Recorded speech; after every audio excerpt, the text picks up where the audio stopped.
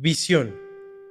Hasta bien entrada la noche, deambulé por la habitación sin descanso, martirizándome los sesos para encontrar un medio de socorrerla. Muchas veces estuve a punto de bajar a lo de Shemaya Hillel para contarle lo que me había sido confiado y pedirle un consejo, pero en cada oportunidad rechacé esta decisión. Él había asumido en mi espíritu una estatura tan gigantesca que me parecía sacrilegio importunarlo con problemas concernientes a la vida material, y además, por momentos me asaltaba una duda candente.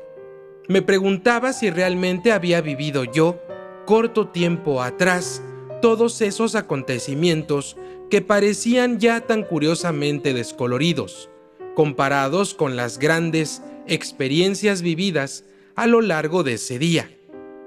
¿No lo habría soñado?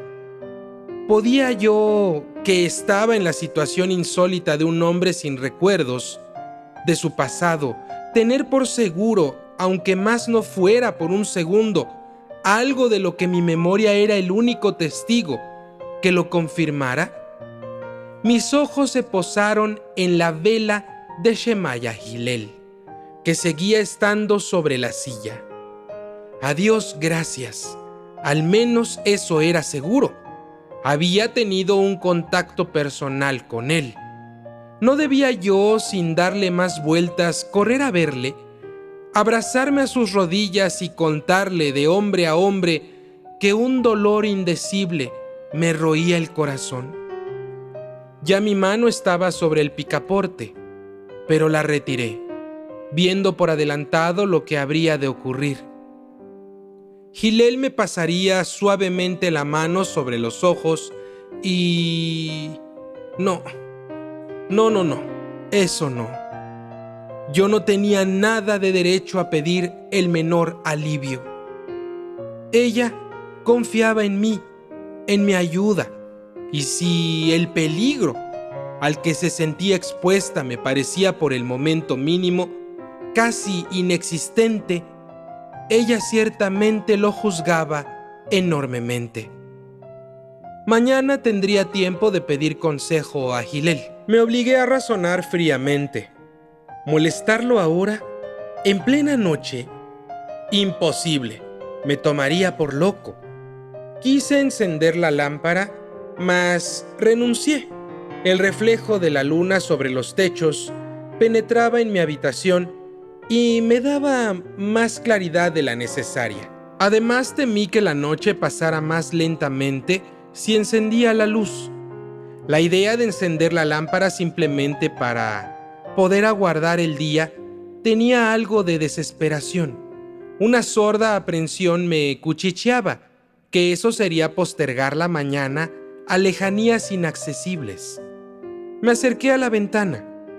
Como un cementerio fantasmagórico temblando en el aire, las filas de tejados contorneados hacían pensar en losas sepulcrales con las inscripciones borradas por la intemperie, plantadas sobre los oscuros panteones, viviendas en las que el remolino de los vivos había excavado cuevas y pasajes.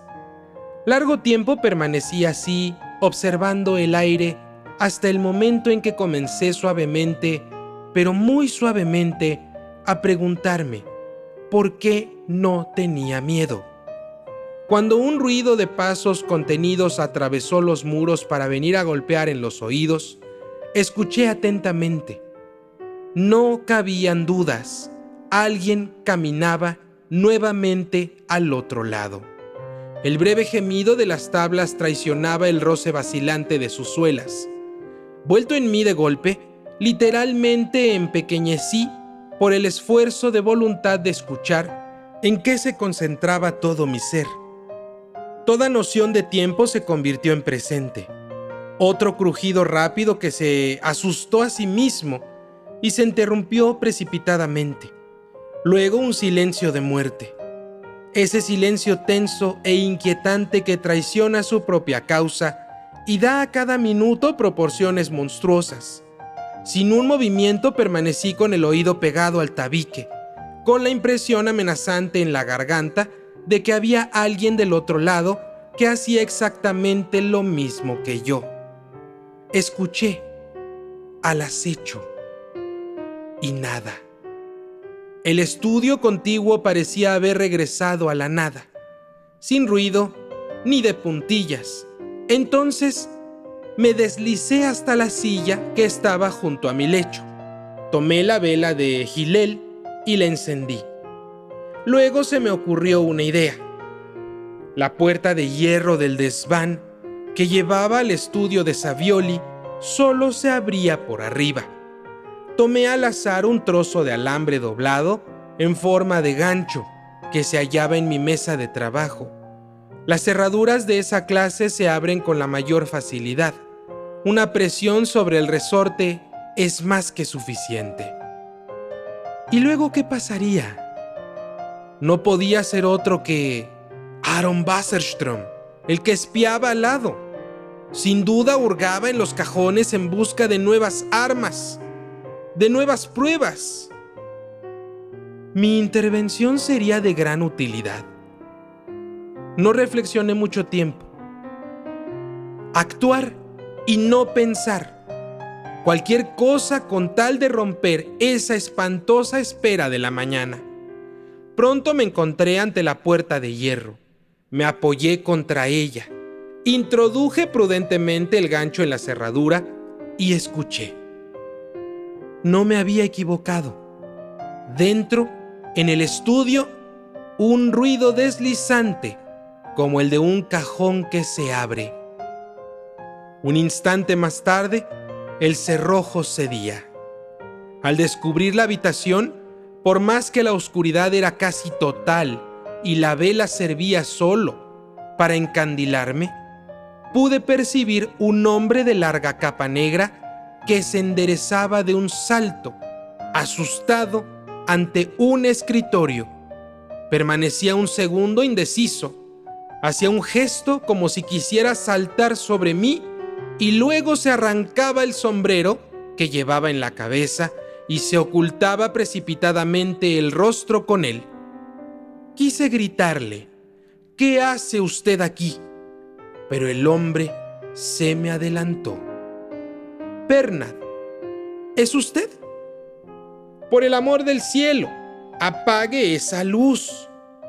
La voz me resultaba conocida, pero con toda seguridad no era la del buhonero Wasserstrom. Maquinalmente apagué la vela. La habitación se encontraba en penumbras, iluminada solamente por un vapor irisado que se deslizaba por el alféizar de la ventana, exactamente igual que la mía, y tuve que forzar la vista en extremo para poder reconocer en el rostro descarnado y febril que surgía repentinamente por encima de la capa los rasgos del estudiante Jarosek. ¡El monje! La exclamación brotó instintivamente de mis labios y comprendí de golpe la visión que había tenido la tarde anterior en la catedral. Jarosek, a él es a quien debía dirigirme, y escuché de nuevo las palabras que había pronunciado cuando la lluvia bajó la puerta cochera. Aaron Wasserstrom sabrá muy pronto que es posible perforar los muros con agujas envenenadas invisibles, precisamente el día en que quiera coger al doctor Savioli por el cuello. ¿Tenía un aliado en él? ¿Sabía él lo que había ocurrido?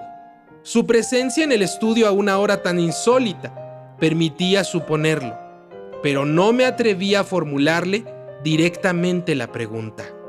Se había precipitado hacia la ventana y observaba hacia abajo la calle detrás de las cortinas. Comprendí entonces. Temía que Wasserstrom se hubiera percatado de la luz de mi vela. Usted cree seguramente que soy un ladrón, al verme huronear de noche en una vivienda ajena, maestro Pernad. Comenzó él con voz incierta después de un largo silencio.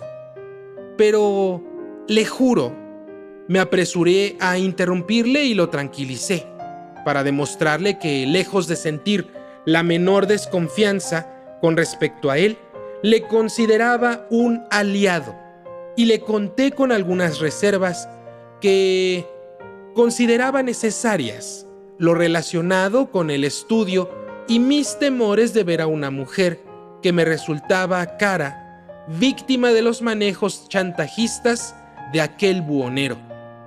Por la manera cortés con que me escuchaba, sin hacerme una sola pregunta, comprendí que conocía ya lo esencial del asunto, aunque quizás algunos detalles se le escapaban. «Todo concuerda», murmuró cuando hube terminado. «Así pues, no me he equivocado. Ese individuo quiere estrangular a Savioli, pero evidentemente aún no ha reunido las pruebas suficientes. Si no, ¿por qué habría de rondar constantemente por aquí? Cuando yo pasaba ayer, digamos por casualidad por la calle», explicó al ver mi aspecto inquisitivo, «noté que Wasserström, después de haber permanecido un momento frente a la puerta, yendo y viniendo con aire inocente, persuadido de que nadie lo observaba, entró prestamente en la casa. Le seguí de cerca e hice como si viniera a verle a usted. Llamé a su puerta, sorprendiéndole así, justo en el momento en que trataba de hacer girar una llave en la trampa de hierro. Desde luego se detuvo de inmediato al verme y también llamó a su puerta para justificarse. Aparentemente, usted había salido porque nadie respondió. Acto seguido me informé prudentemente en el barrio judío y pude averiguar que alguien que por la descripción no podía ser otro que el doctor Savioli poseía allí un estudio escondido. Como Savioli está recluido en su casa por la enfermedad, me pareció que todo el resto concordaba perfectamente. Mire, he aquí que lo encontré en los cajones y me va a permitir hackear a Wasserström de una vez por todas», concluyó Jarosek mostrándome un paquete de cartas sobre el escritorio. «Es todo lo que he podido encontrar escrito. Probablemente no haya nada más. Al menos he hurgado en todos los baúles y armarios, todo lo que pude hacer sin luz».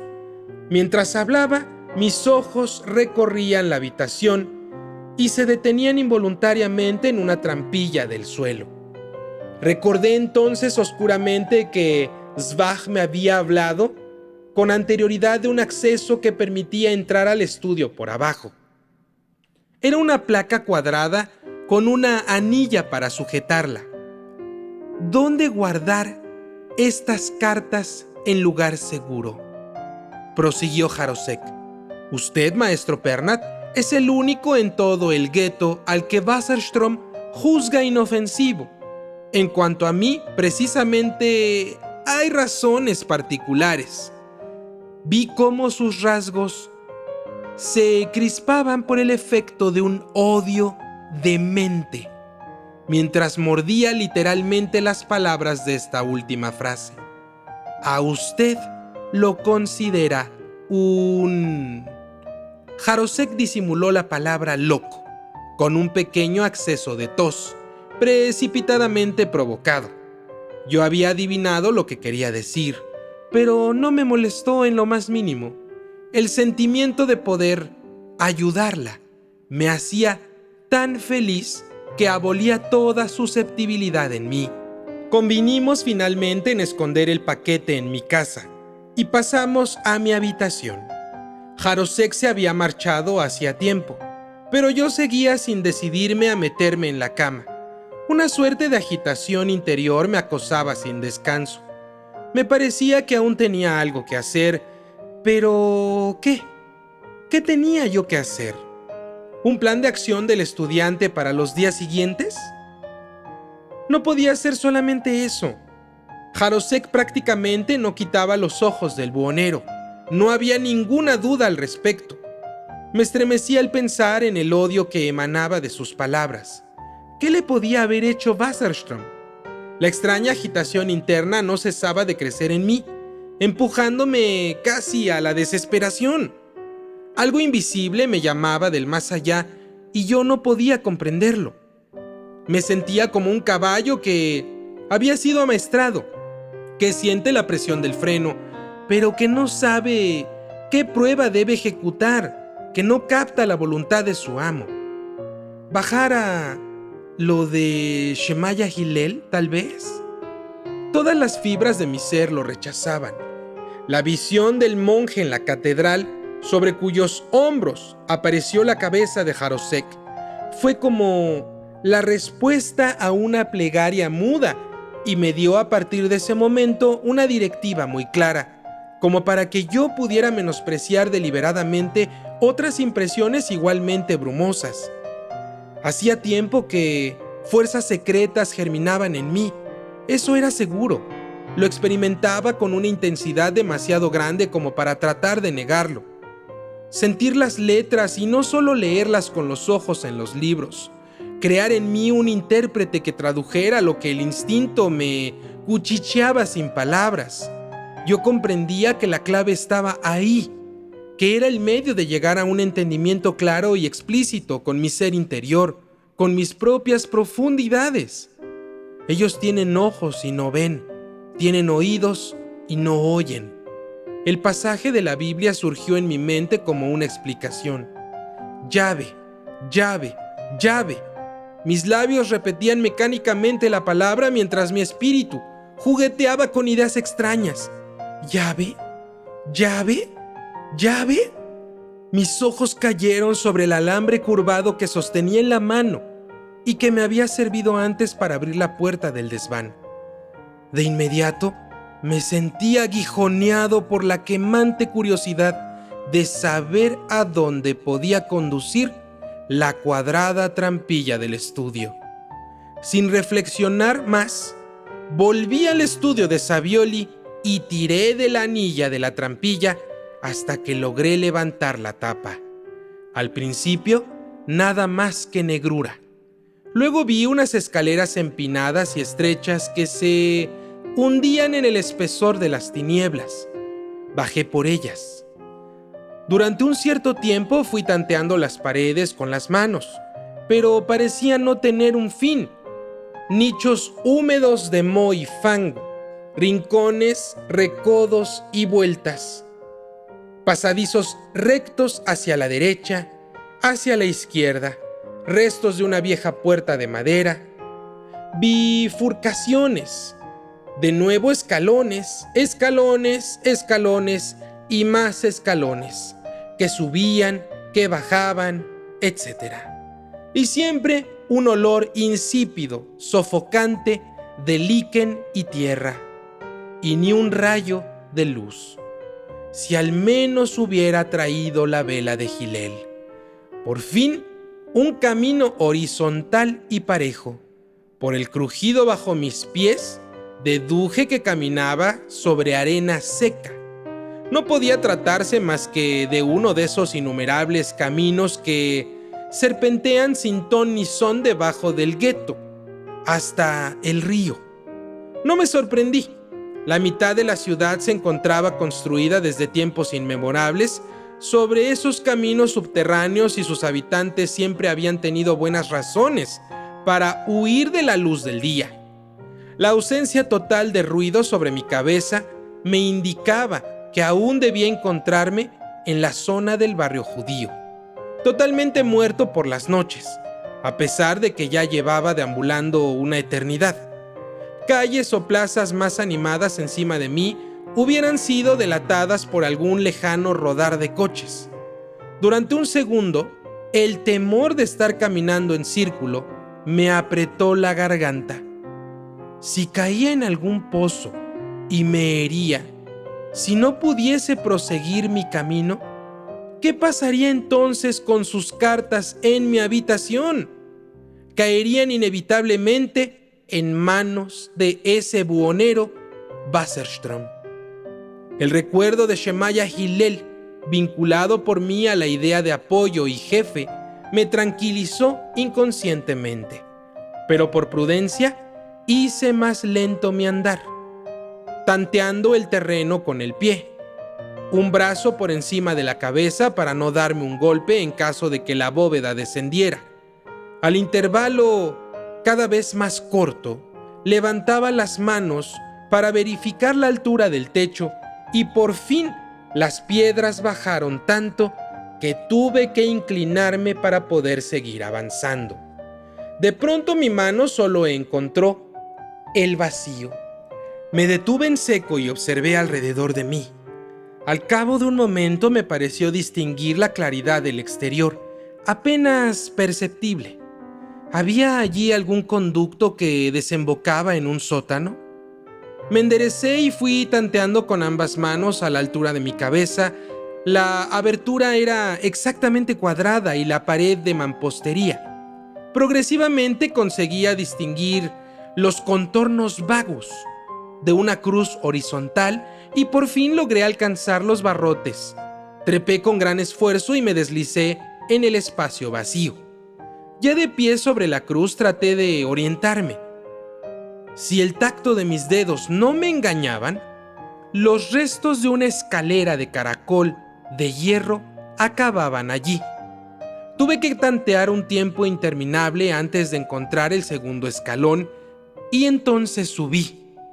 Había 8 escalones en total, casi de la altura de un hombre. Esto es muy extraño. La escalera terminaba en una suerte de plancha horizontal que dejaba pasar a través de unas rendijas regulares que se interrumpían. La claridad percibida abajo cuando aún me encontraba en el pasadizo. Me agaché lo más que pude para distinguir un poco más de lejos el trazado de las líneas y vi entonces, para mi gran asombro, que formaban exactamente la estrella de 6 puntas que aparece en las sinagogas. ¿Qué podía significar todo esto? De inmediato se me apareció la solución del enigma. Era una trampilla que dejaba filtrar la luz por sus bordes, una trampilla de madera en forma de hexágono. Me apoyé y di un fuerte empujón con los hombros a la tabla de madera. La levanté y un instante más tarde me encontré en una habitación iluminada por la clara luz de la luna. Muy pequeña, estaba completamente vacía, a excepción de un montón de trastos en un rincón, y su única ventana estaba fuertemente enrejada. Pero de nada me valió escrutar minuciosamente las paredes. No descubrí puerta ni salida alguna, salvo la que yo mismo había utilizado. Los barrotes de la ventana estaban demasiado unidos como para que pudiera pasar la cabeza entre ellos, pero de todos modos constaté algunas cosas. La habitación se hallaba más o menos a la altura de un tercer piso, puesto que las casas de enfrente, que solo tenían 2, eran notoriamente más bajas. Veía una de las aceras de la calle, pero apenas la podía distinguir, pues la deslumbrante luz de la luna que me golpeaba en pleno rostro la sumía en sombras. Sombras tan densas que no podía ver detalle alguno de la calle. La calle se encontraba ciertamente en el barrio judío, porque las ventanas de enfrente estaban tapiadas o sus marcos simulados en la construcción, y es solo en el gueto que las casas se vuelven tan extrañamente la espalda. En vano me torturaba la mente para deducir en qué extraño edificio me encontraba. ¿Sería una torrecilla lateral abandonada de la iglesia griega? ¿Pertenecería a la vieja sinagoga Al-Noes? El aspecto del barrio concordaba. Una vez más miré la habitación alrededor de mí. Nada que pudiera darme la menor indicación aparecía frente a mis ojos. Las paredes y el cielo raso estaban desnudos. El revoque y el yeso se habían desprendido hacía tiempo. Ni un clavo ni el hueco de un clavo indicaban que el cuarto hubiera estado habitado en otro tiempo. Una capa de polvo espeso de varios centímetros cubría el suelo, como si ningún ser viviente hubiera apoyado sus pies en decenas de años. Hurgar en el montón de restos del rincón me sublevaba el corazón. Se encontraba en una oscuridad total y no podía distinguir de qué estaba compuesto. Por la apariencia externa se hubiera dicho que eran trapos envueltos formando una bola, o bien se trataba de viejas maletas negras. Tanteé con el pie y logré arrastrar con el tacón una parte del montón hasta el reguero de luz que la luna arrojaba a través de la habitación. Una suerte de ancha cinta de tela se desenrolló lentamente. Un punto centelleante como un ojo. Un botón de metal quizás. Poco a poco desmadejé la realidad. Una manga de corte extraño y pasado de moda pendía del bulto, y una pequeña caja blanca o algo parecido que se encontraba debajo. Se aplastó bajo mi pie y se desparramó en una multitud de fragmentos salpicados con manchas. Les di un ligero golpe. Una hoja voló con claridad. ¿Una imagen? Me agaché. Un fo, el loco. Lo que había tomado por una caja blanca era un juego de tarots. Lo junté, un juego de cartas aquí, en este lugar fantasmagórico. ¡Qué ridiculez! Pero, cosa extraña, tuve que esforzarme para sonreír. Una ligera angustia me iba ganando. Busqué una explicación banal a la presencia de esas cartas en semejante lugar, mientras las contaba maquinalmente. Estaban completas, 78, pero al hacerlo noté una particularidad extraña. Se hubiera dicho que estaban talladas en hielo. Un frío paralizante emanaba de ellas y mis dedos se habían entumecido hasta el punto que apenas pude soltar el mazo que tenía en la mano. Una vez más busqué ávidamente alguna explicación razonable. Mi traje liviano, el largo vagar, sin capa ni sombrero por los pasillos subterráneos, la feroz noche invernal, los muros de piedra, el frío terrible que entraba por la ventana al mismo tiempo que la claridad de la luna.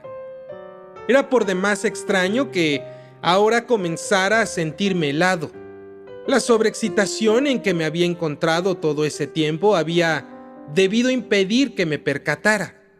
Los estremecimientos se sucedían sobre mi piel. Capa tras capa penetraban cada vez más profundamente en mi cuerpo. Sentí cómo mi esqueleto se volvía de hielo y cada uno de mis huesos me parecía una barra de metal sobre la cual la carne estaba pegada por el frío. No podía hacer nada. Era inútil correr en círculo, golpear los pies, describir molinetes con los brazos como aspas de molino. Tenía que apretar los dientes para no escuchar su castañeteo. Me dije que aquello era la muerte, que posaba sus manos heladas sobre mi cabeza.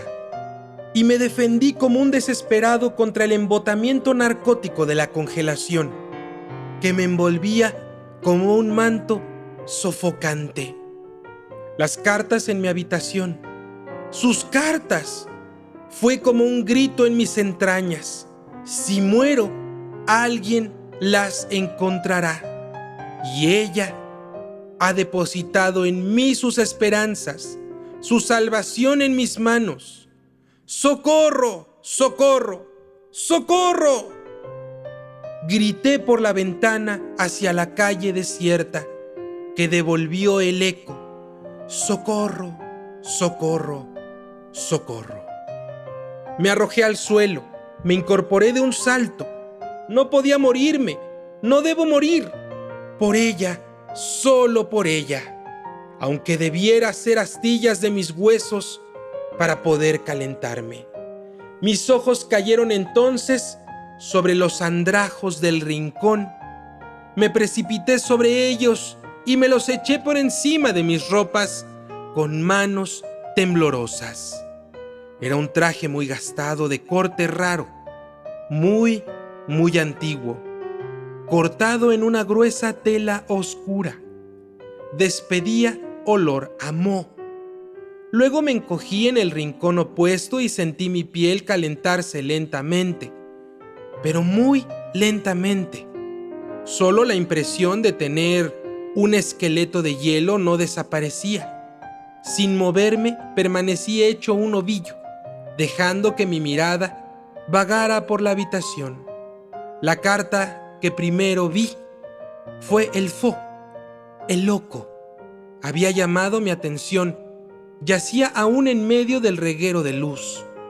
No podía apartar de ella la mirada. Parecía, según lo que podía reconocer desde lejos, pintada torpemente a la acuarela por una mano infantil, y representaba la letra hebrea Aleph bajo la forma de un hombre vestido a la antigua. La barba puntiaguda, entrecana y corta, y el brazo izquierdo levantado, mientras que el derecho señalaba hacia abajo. Una sospecha se despertó confusamente en mí. El rostro de ese personaje no se parecía extrañamente al mío. La barba no era precisamente la de un loco, la de un Fo. Me arrastré hasta la carta y la arrojé al rincón con el resto de los trastos, para poder librarme de esa visión angustiante para mí.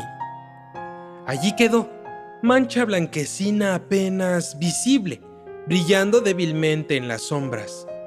Me obligué por medio de un violento esfuerzo a reflexionar acerca de las medidas que debía tomar para regresar a mi casa, aguardar la mañana, llamar a los transeúntes por la ventana para que me alcanzaran velas o una linterna desde el exterior con una escalera.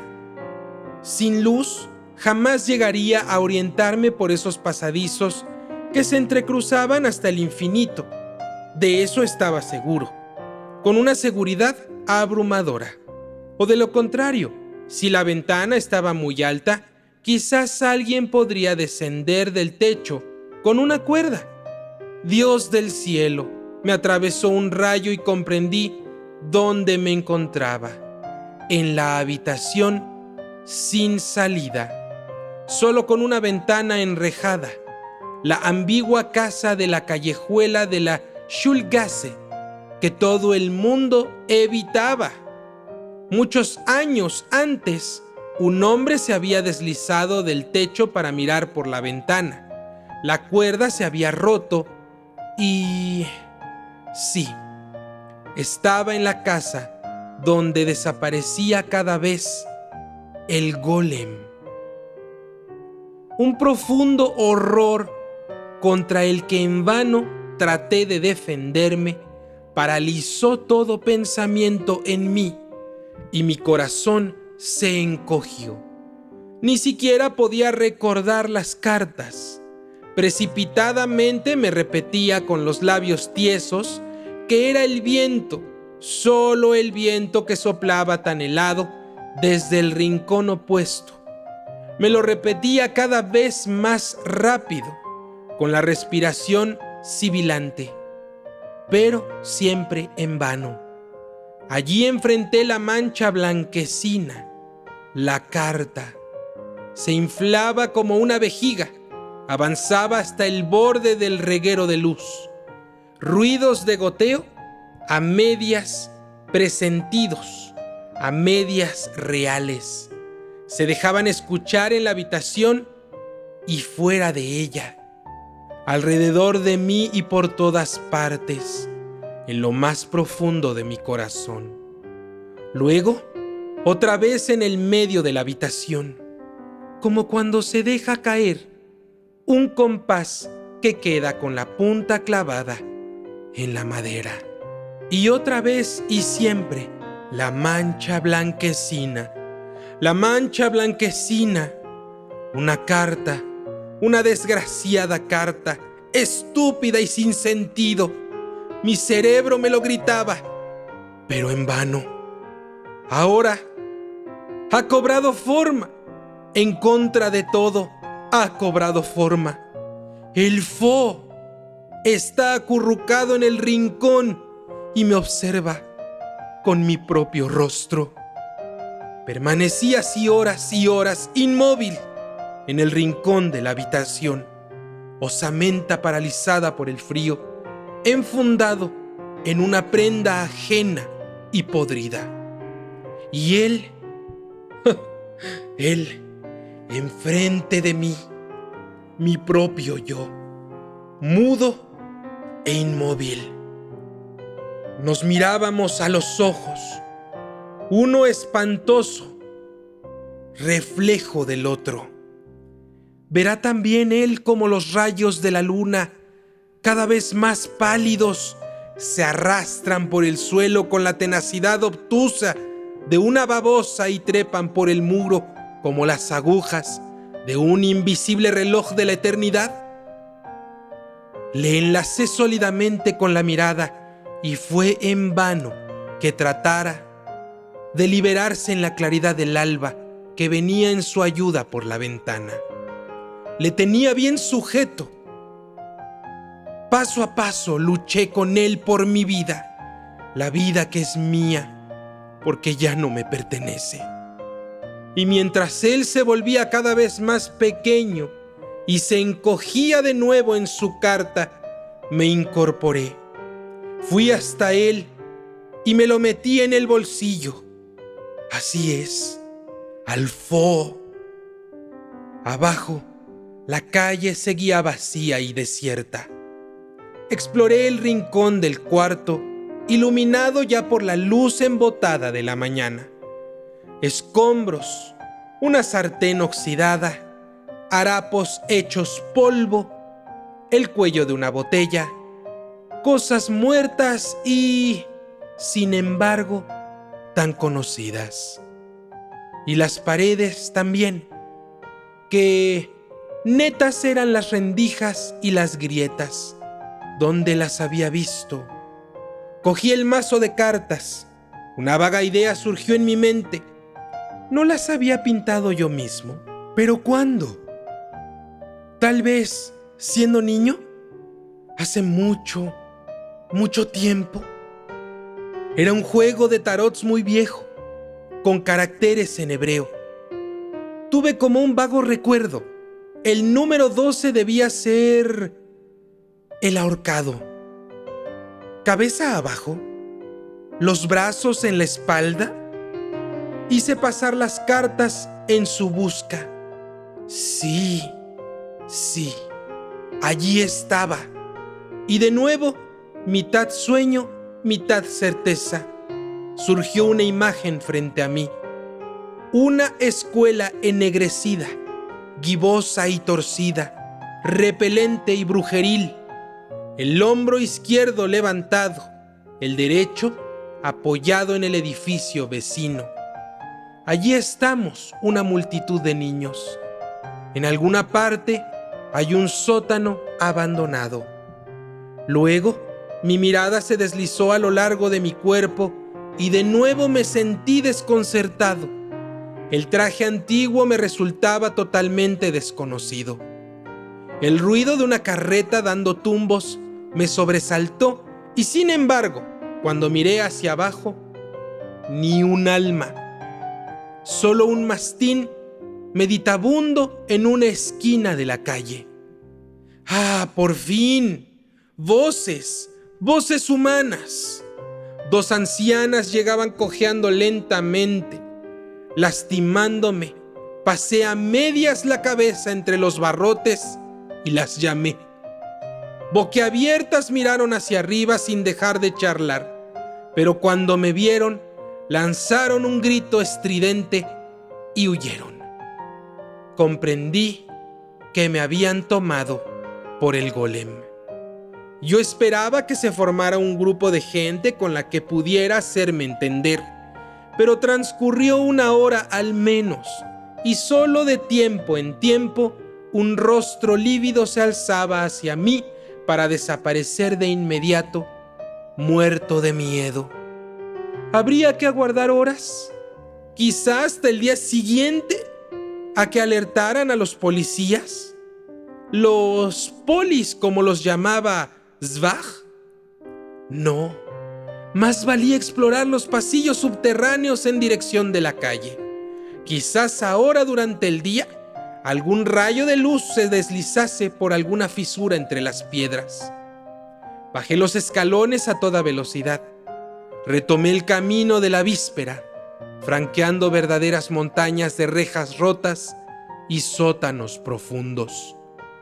Trepé por los restos de una escalera y llegué de pronto al pasillo de la escuela negra que había visto en sueños. De inmediato estalló en mí una ola de recuerdos. Bancos sucios de tinta de arriba a abajo, cuadernos de cálculo, canciones berreantes, un chico que suelta un abejorro en clase, libros de lectura con dulces aplastados entre las hojas, olor a peladura de naranja. Estaba seguro. Yo había sido niño allí, pero sin darme tiempo a seguir reflexionando, salí de esa casa. La primera persona que encontré en la calle fue Salniter. Fue un viejo judío contrahecho, de patillas blancas.